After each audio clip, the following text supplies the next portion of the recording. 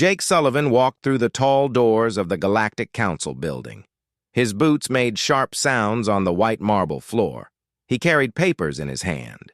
These papers would change everything for humans in space. The building was huge. Tall columns reached up to the ceiling. Aliens from many worlds sat in seats that curved around the room. Some looked like birds. Others looked like rocks with eyes. A few glowed with soft light. Jake had been coming to this place for 20 years. He was a commander in the human space fleet. For all those years, humans had done what the Council asked. They fought pirates. They stopped wars. They helped aliens who were in trouble. But humans never got to vote on big decisions. Today was different. Today, Jake would tell them that humans were leaving. Amy Rogers sat in the visitor area.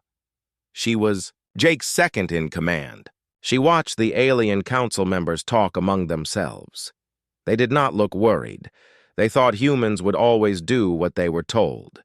The speaker of the council was a being called Veltar. It looked like a big crystal that could think and talk. Its voice came through machines that changed alien words into human words.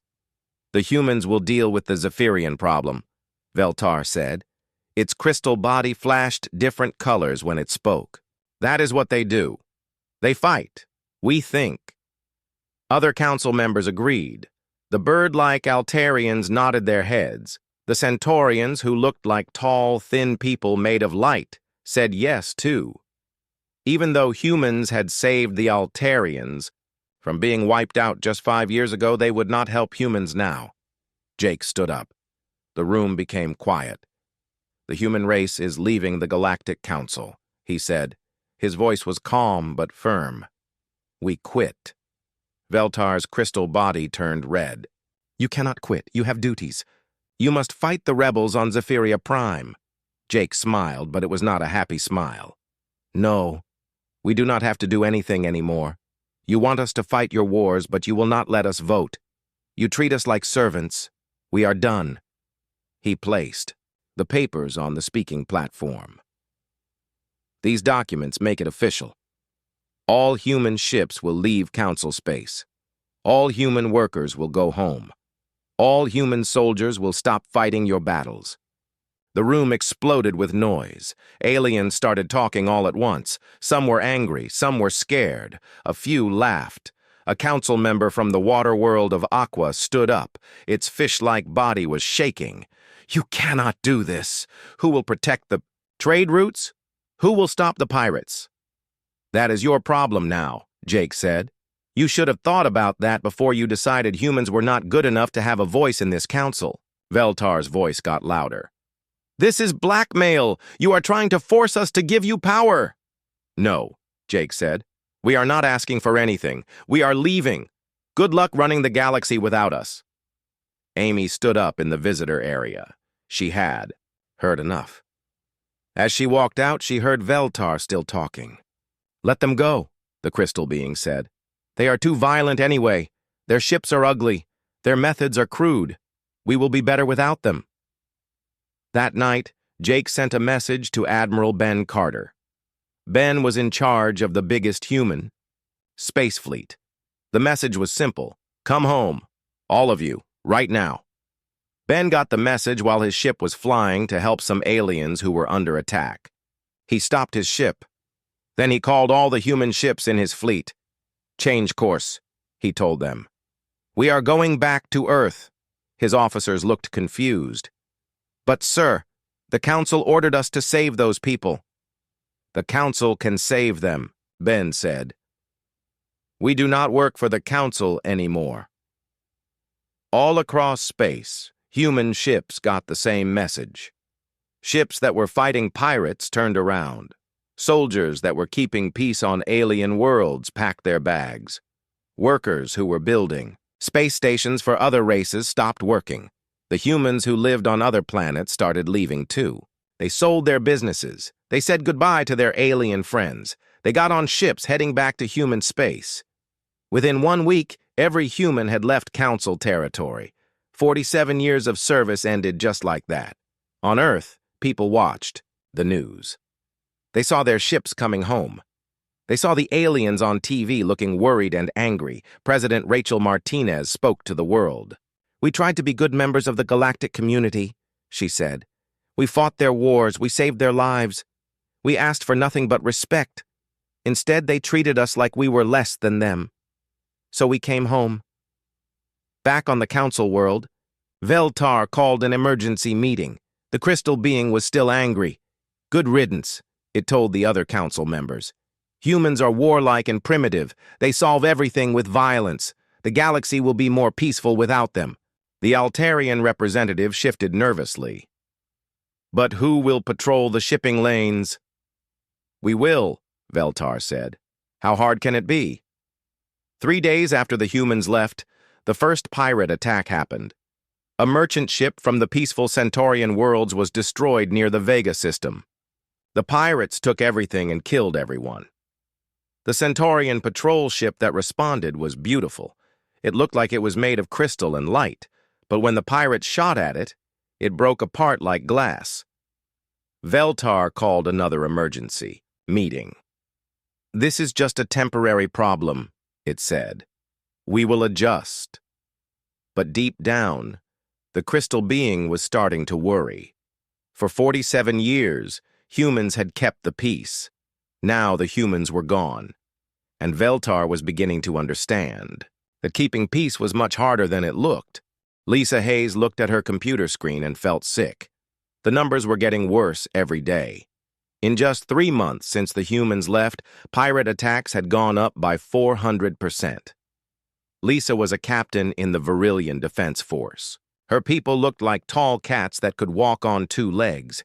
They were good at many things, but fighting was not one of them. The Virillians were traders and artists, not warriors. Her small fleet of 6 ships was supposed to protect 12-star systems. Before the humans left, that had been easy. Pirates knew that human ships would come if they caused trouble. Now the pirates knew no human ships were coming. Lisa's communication device beeped. Another distress call.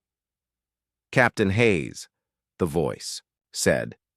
"This is Mining Station 7. We are under attack. 3 pirate ships. Please help us." Lisa wanted to help, but she was already dealing with 2 other pirate attacks. Her ships were spread too thin. She had to make a choice. "I am sorry," she told Mining Station 7. "We cannot reach you in time. Try to hide. Do not fight back." The communication went dead. Lisa knew she would never hear from Mining Station 7 again. On the trade world of Mercantia, Governor Alex Torres was having the worst day of his life. His office was full of angry merchants who were losing money every day. "The shipping lanes are not safe," shouted a merchant named Corvex. He looked like a purple elephant with 4 arms. "3 of my cargo ships were destroyed this week. I am losing millions of credits." Alex tried to calm them down. "The council is working on the problem. New security patrols will begin soon." "When?" demanded another merchant. "My business will be dead by then." Alex did not have a good answer. The truth was that the council's new security patrols were a joke. The beautiful Centaurian ships looked nice, but they could not fight. Their weapons were designed to look pretty, not to destroy pirate ships. The Centaurians believed that violence was wrong. They thought they could stop pirates by talking to them and playing beautiful music. When that did not work, they tried to blind the pirates with bright lights and confuse them with geometric patterns. It never worked. The pirates just laughed and destroyed the Centaurian ships. Meanwhile, the Zephyrian rebellion was getting worse. The Zephyrians were a warrior race that looked like armored lizards. They had been fighting the council for 20 years, but the humans had always kept them contained. General Kyle Bennett sat in his office on Earth, watching news reports from the war zone. Kyle used to be the human representative to the council's military committee. He knew how bad things were getting. On his screen, he watched Zephyrian war machines roll across a planet called New Harmony. The planet had been peaceful for 50 years. Now, it was on fire. The council had sent a force of Altarian and Hegemony ships to stop the Zephyrians. Kyle watched the battle and shook his head. The alien ships had no idea what they were doing. The Altarians flew in pretty formations that looked good but made no military sense. The hegemony ships, which were controlled by crystal beings like Veltar, moved too slowly and could not hit anything. The Zephyrian ships tore them apart. Kyle turned off his screen. He had seen enough. He picked up his phone and called Admiral Ben Carter. "Ben, are you watching the news?" "Yes," Ben said. His voice sounded tired. "It is getting bad out there. The Zephyrians just took 3 more star systems. The Council forces are falling apart." "Not our problem anymore," Ben said. But he did not sound happy about it. Kyle understood. It was hard to watch people die when you knew you could help them. But the aliens had made their choice. They had told the humans to leave. Now they had to live with what happened next. On the Council world, Speaker Veltar was getting more worried every day. The crystal being called emergency meetings twice a day now. Each meeting brought worse news. "The pirate attacks are spreading," reported the Aquan representative. Her fish-like body was pale with fear. "They destroyed 6 more merchant ships yesterday." "The Orion Arm is reporting slave raids," added the Altarian delegate. "Whole colonies are being captured and sold." Veltar's crystal body turned dark purple, which meant it was very upset. "We need more patrol ships." "We have sent everything we have," said the Centaurian representative. His light body flickered weakly. "But our ships are not built for combat. When the pirates shoot at us, we break. Then build stronger ships," Veltar demanded. "We do not know how," the Centaurian admitted. "The humans always handled the military technology. We focused on art and philosophy." For the first time since the humans left, Veltar was silent. The crystal being was starting to understand a terrible truth. The humans had not just been soldiers. They had been the ones who knew how to fight, how to build weapons, how to keep the peace through strength. Without them, the Council was helpless. Dr. Sam Richardson sat in his laboratory, on Earth, reading intelligence reports from across the galaxy. Sam used to be the chief science advisor to the Council. He still had friends in alien governments who sent him information. The reports made for grim reading. Crime was up everywhere. Wars that had been stopped for decades were starting again. Species that had lived in peace were now fighting over resources and territory. The economic situation was just as bad. Commander Helen Brooks, who worked for Earth's intelligence service, had compiled data showing that galactic trade had dropped by 70%. Without human security guarantees, insurance companies would not cover interstellar shipping. Without insurance, most traders could not afford to risk their ships. The galaxy's economy was collapsing. Sam picked up his phone and called President Martinez. "Madam President, I think you should see these reports." "How bad is it, Sam?" "Worse than we expected. The aliens are not just losing some battles. Their whole civilization is falling apart." President Martinez was quiet for a long moment. "Any word from the Council? Have they asked for help?" "No," Sam said. "Veltar is still telling everyone that they are better off without us." "Pride," the president said sadly. "It will kill them all," Sam agreed. The aliens were too proud to admit they had been wrong. They would rather watch their civilization burn than ask the humans to come back. But Sam knew something the aliens did not know yet. Things were going to get much worse before they got better. Nick Parker stared at the wall of screens in front of him. Each screen showed a different part of the galaxy. Each screen showed the same thing: chaos. Nick worked at Luna Base, which orbited Earth's moon. His job was to monitor communications from across space. For 6 months, he had watched the galaxy fall apart without human help. The worst news came from the Outer Rim territories. A criminal organization called the Andromedan Syndicate had taken over 30 star systems. For decades, humans had fought to keep the syndicate contained. Now, with no human ships to stop them, they were spreading like a disease. The syndicate's leader was a cyborg warlord named HFY. Half of his body was machine, half was alien flesh. He was smart, cruel, and completely without mercy. Nick watched. A video message that HFY had broadcast to the galaxy. The cyborg stood on the bridge of his massive warship, surrounded by weapons and skulls. "I am now Emperor of the Outer Territories," HFY announced. "Any world that resists will be destroyed. Any species that fights back will be enslaved. The age of the weak council is over. The age of strength has begun." Nick turned off the video. He had heard enough. On Harmony Station, which used to be one of the council's main diplomatic centers, Ambassador Carol Wright was dealing with desperate aliens who wanted human help. Carol was one of the few humans still in council space. She was supposed to be closing down the human embassy, but aliens kept coming to her office to beg for help. Today's visitor was an Altarian general named Hawk Singer. His bird-like body was missing several feathers, and his usually bright colors had faded to dull brown. "Please," Hawksinger said. "My homeworld is under attack. The Andromedan Syndicate will be there in 3 days. We have no ships that can stop them." Carol felt sorry for him, but there was nothing she could do. "I am sorry, General. Humans are no longer part of the Council. We cannot help." "But you saved us before," Hawksinger pleaded. 5 years ago when the plague threatened. To kill all Altarians, human doctors found the cure. You did not ask for payment. You just helped because it was right."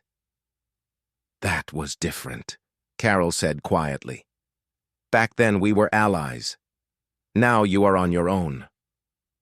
Hawksinger's head drooped. "We were wrong to vote against you. We were afraid of seeming weak. But now we will all die because of our pride." Carol watched him leave. She wanted to help, but her orders were clear. Humans were staying out of galactic affairs. Dr. Sam Richardson was still analyzing reports from across space. The numbers got worse every day. War was spreading faster than anyone had imagined. The Zephyrian rebellion had grown into something much worse. What started as a fight for independence had become a holy war. The Zephyrians now believed that all other species were inferior and needed to be conquered or destroyed. General Patricia Stone, who worked at the Pentagon on Earth, was studying Zephyrian battle tactics. She made a disturbing discovery. "They are learning from us," she told Sam during a video call. "Look at these battle recordings. The Zephyrians are using human military strategies." Sam studied the footage. Patricia was right. The Zephyrians had studied human tactics for years while fighting against human forces. Now they were using those same tactics against aliens who had no idea how to counter them. The aliens never learned how to fight, Sam realized. They always relied on us to do their fighting for them. "Exactly," Patricia agreed. "The Zephyrians know how humans fight, but the Council forces do not. It is like sending children to fight trained soldiers." The war was spreading to places that had been peaceful for centuries. The water-rich worlds of the Aquan Federation were being invaded by the desert-dwelling Zarathi. The two species had traded peacefully for 1,000 years, but now the Zarathi were desperate for water as their trade agreements collapsed. Captain Ryan Adams led a small human observation team that was monitoring refugee camps. The camps were full of beings whose worlds had been destroyed or abandoned. Ryan had never seen anything like it. Billions of aliens had been forced to leave their homes. They lived in crowded camps with not enough food or medicine. Many were dying from diseases that had been wiped out centuries ago. The worst part was the violence in the camps. Species that had once been friends now fought each other for food and shelter. The peaceful Centaurians had started attacking other refugees to steal their supplies. "This is not right," Ryan told his team.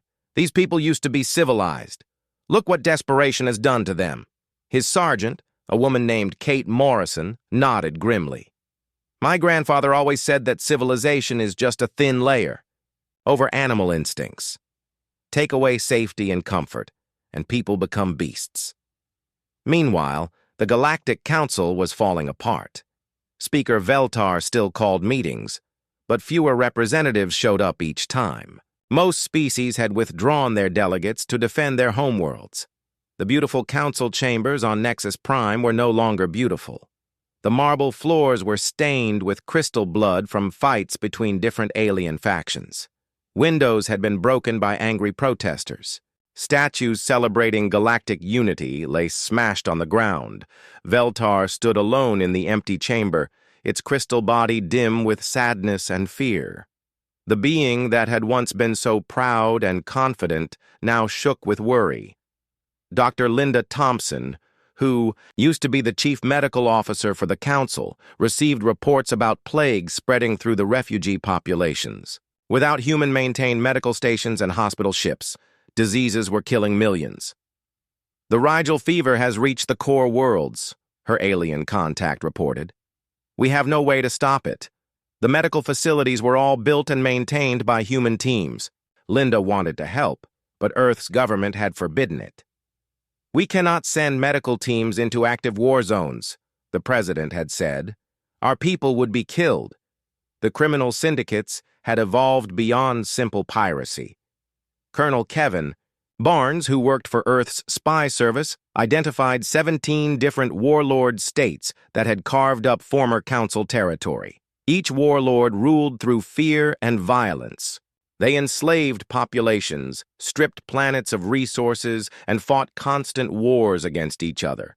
The galaxy had become a collection of small, violent empires. Perhaps the most shocking change was what happened to the Centaurians. They had always been the galaxy's great example of peaceful civilization. Their crystal cities were famous for their beauty. Their philosophy of nonviolence was studied throughout known space. Now their home world was in ruins. Desperate refugees from other worlds had invaded Centaurian space looking for shelter.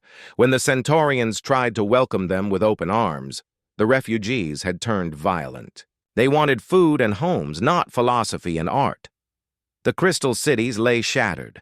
The Centaurian population was scattered across space as refugees themselves. Their beautiful culture was gone, destroyed by the reality of galactic collapse. Nick. Parker finished his daily report and sent it to Earth's leadership. Every day, he documented new horrors. Every day, things got worse.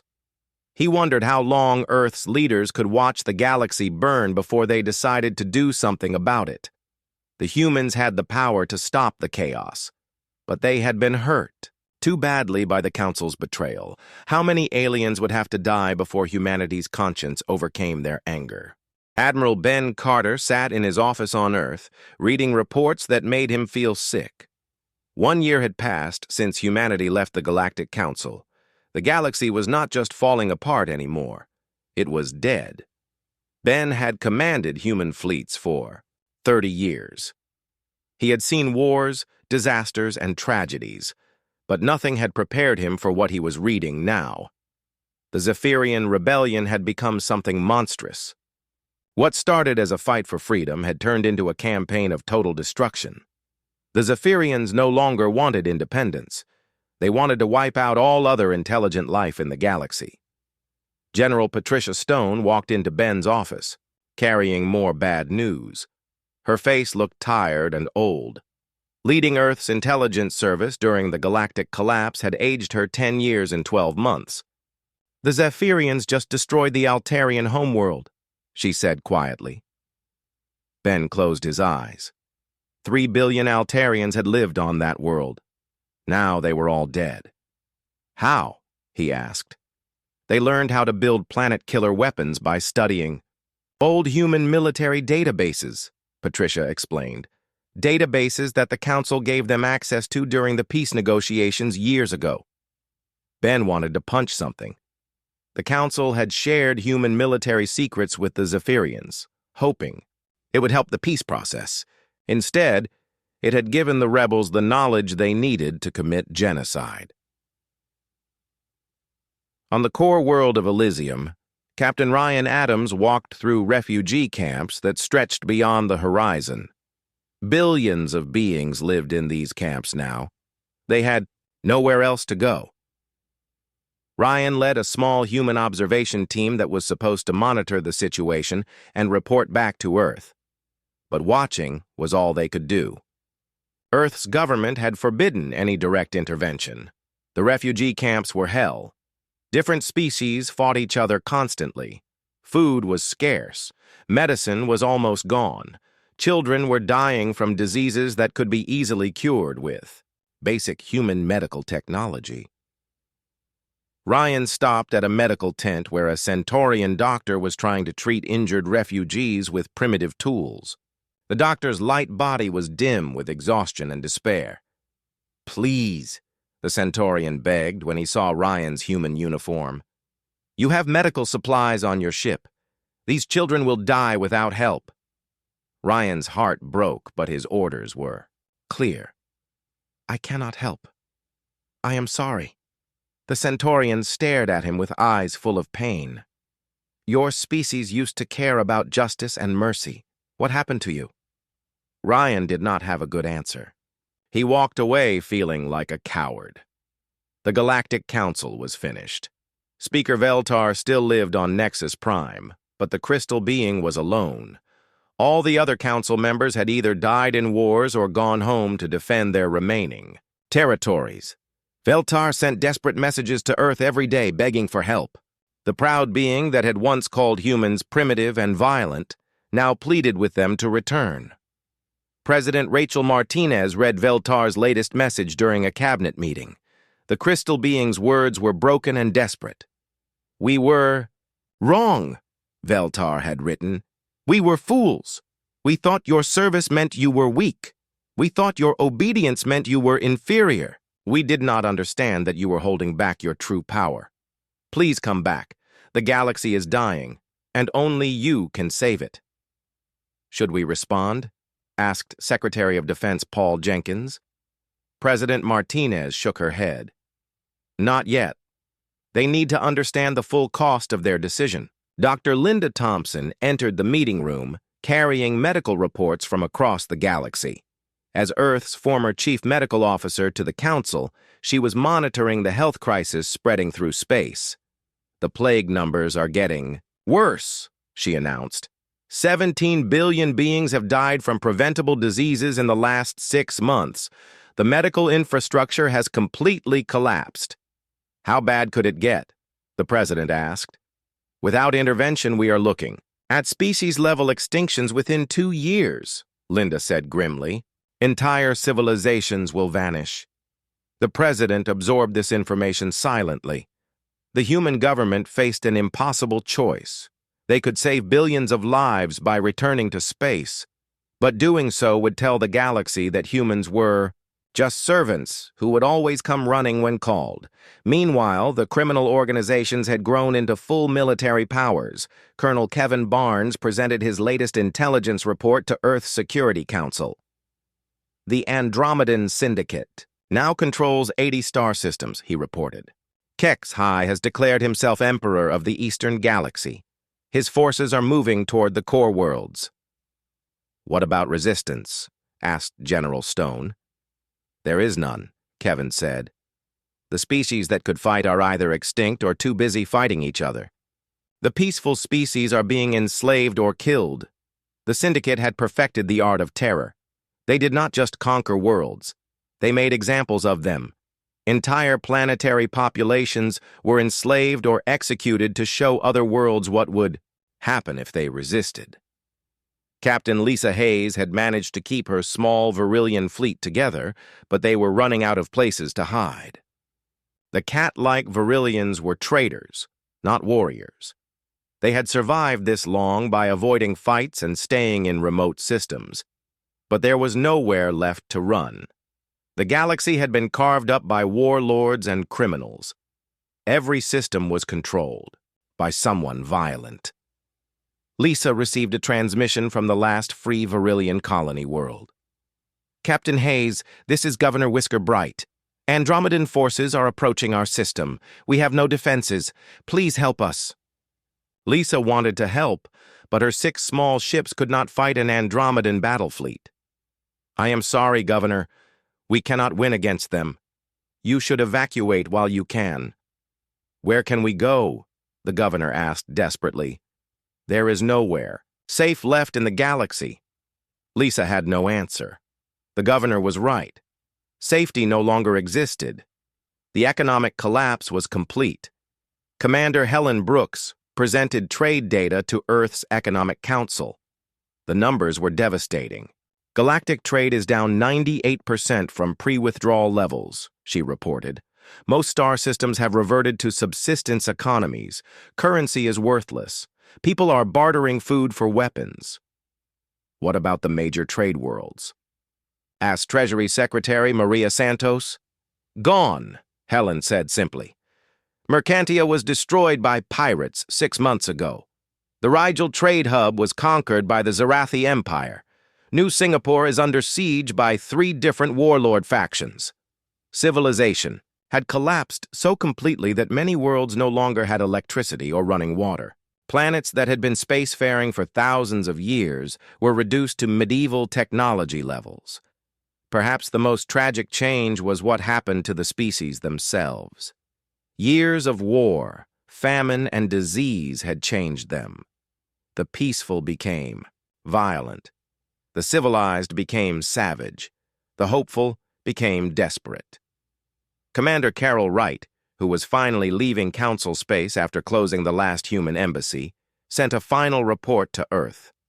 "The beings I see now are not the same ones we worked with for 47 years, she wrote. "Desperation has turned them into creatures I barely recognize. They have lost their culture, their values, their humanity. Even if we restore order, I do not think we can restore what they used to be." Back on Earth, the debate continued in government circles. Some officials argued for immediate intervention. Others insisted that the aliens needed to learn their lesson completely. But Admiral Ben Carter knew the truth that nobody wanted to admit. The galaxy was not just wounded, it was dying. And every day humanity waited, more species went extinct forever. The question was no longer whether humans should return to space. The question was whether there would be anyone left to save when they finally did. President Rachel Martinez stood in the White House Situation Room, watching a live video feed that would haunt her forever. 18 months after humanity left the Galactic Council, she was watching the final destruction of galactic civilization. The screen, Andromedan warships surrounded New Geneva, the galaxy's last major refugee center. 5 billion beings from dozens of species lived on that space station. They were the final survivors of worlds that no longer existed. Admiral Ben Carter stood beside the president, his face grim. "Kexhai is demanding their surrender. If they refuse, he will destroy the station." "How long do they have?" the president asked. 6 hours, Ben replied. Defense Secretary Paul Jenkins entered the room carrying urgent communications from across human space. "Madam President, we are receiving surrender offers from 17 different warlord factions. They know we are considering intervention." The president looked at the faces around the table. These were the people who had guided humanity through its darkest hour. For 18 months, they had watched the galaxy burn while Earth remained safe and isolated. "Options?" she asked. General Patricia Stone activated a holographic display showing the current state of the galaxy. Most of it was colored red, indicating territories controlled by hostile forces. "The Andromedan Syndicate controls the largest area, but there are dozens of smaller warlord states," she explained. "Total estimated military forces opposed to intervention, approximately 40,000 warships of various sizes." "And our forces?" the president asked. "The combined human fleets total 12,000 ships," Admiral Carter said. "But our technology is more advanced, our crews are better trained, and our tactics are superior." Dr. Sam Richardson spoke from his position at the Science Advisory Table. "The biological cost of continued inaction is total species extinction for at least 37 known intelligent races within the next year." The president absorbed this information. 37 entire. Species would vanish forever if humans did nothing. Colonel Kevin Barnes added his intelligence assessment. Our spy networks indicate that many alien populations would welcome human intervention. They remember what life was like when we maintained order. At that moment, a new transmission came through from New Geneva. On the screen appeared the last surviving member of the original Galactic Council. Speaker Veltar looked nothing like the proud crystal being that had dismissed humanity 18 months ago. The alien's crystalline body was cracked and dim. Pieces had broken off, leaving jagged edges that leaked glowing fluid. "Humans of Earth," Veltar said, its voice barely audible through damaged translation circuits. "I am dying. My people are extinct. My civilization is ash. I have one final message for you." The room fell silent. "We were wrong," the crystal being continued. "We were arrogant fools who mistook your strength for weakness, your service for submission. We thought we were superior because we did not fight. We did not understand that someone has to fight so others can remain peaceful." Veltar's body flickered like a dying light bulb. "You tried to protect us from the darkness in the galaxy.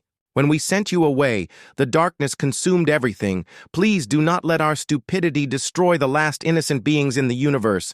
The refugees on New Geneva never hurt you. They do not deserve to die for our mistakes." The transmission ended.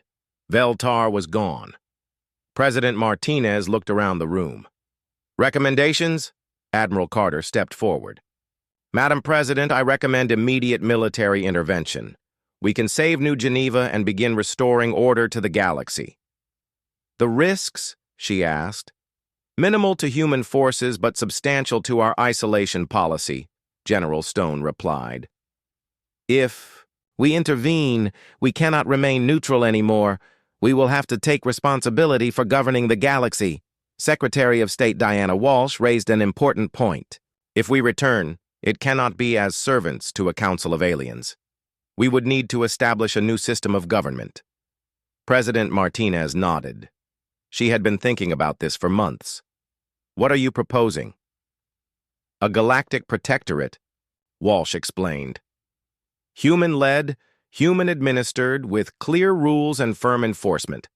No more committees that talk while people die. No more asking permission to do what is right." The president considered this.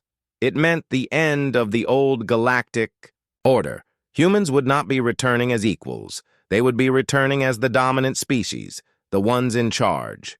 "Commander Sullivan," she said to Jake Sullivan, who had been quiet during the meeting, "you signed the withdrawal papers. What do you think?" Jake looked older than his years. Watching the galaxy die had taken a toll on him.